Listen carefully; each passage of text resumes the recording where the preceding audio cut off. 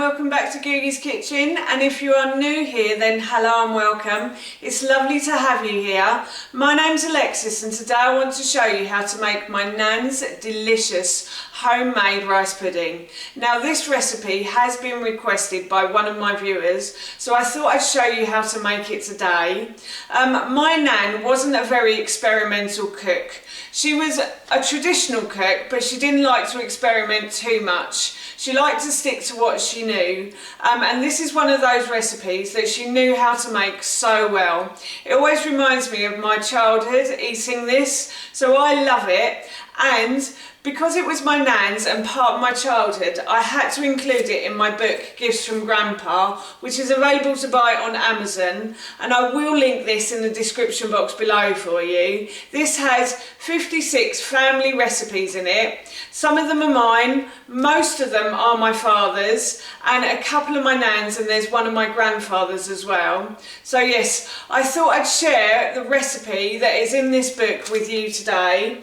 It's absolutely delicious, and I have made a few adaptations from my nan's recipe. I've added a few things in that she probably wouldn't have used, but it still tastes just like my nan's did. So here is how to make my nan's homemade rice pudding. So as I said, I'm cooking this in the slow cooker. So to go into my slow cooker, I have 200 grams of white pudding rice. That's what you call it when you go into the supermarket, is pudding rice. And I think it's sold near the rice section. It depends on the supermarket, but it should be sold near the rice section.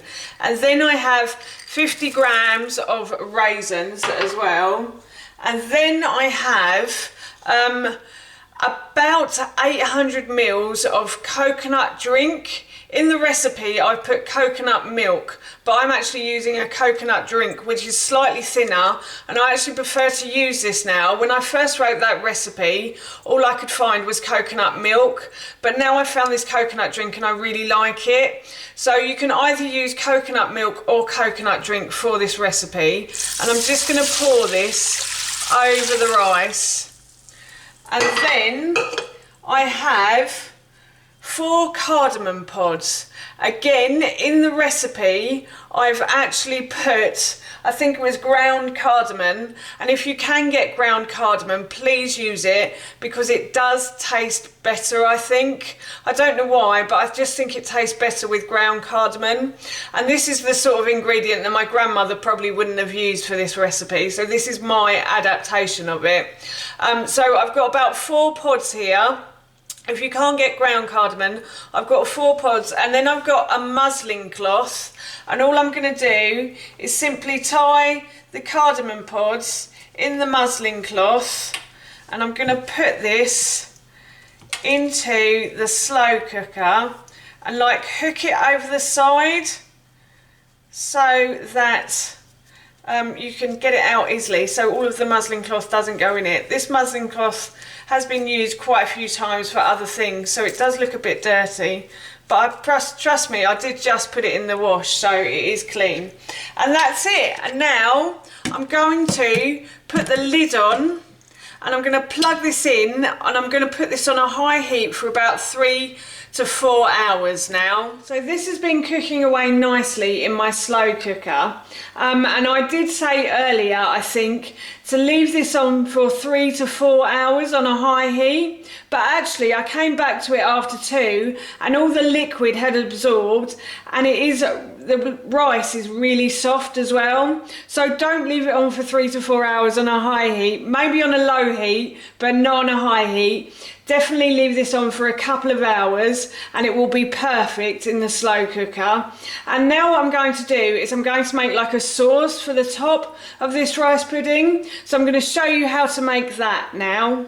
To make my sauce for the top, well, it's kind of a fruit compote, so it's fried fruit that I'm actually putting on the top. I'm going to put a small pan on a high heat. If you have more fruit than this, then you can use a bigger pan. And then I'm going to add 1 teaspoon of coconut oil to the bottom of the pan, and I'm just going to let that melt down now. So the pan is really nice and hot now, and what I'm going to do is, for this recipe, well, in the recipe on the blog, it actually says to use strawberries, but as strawberries are out of season, I know you can probably still get them in some supermarkets, I've decided to use plums instead. I don't like to use things when they've gone out of season in this country, so I've just quartered and removed the stones from these plums, and I'm just going to put them into the bottom of this pan,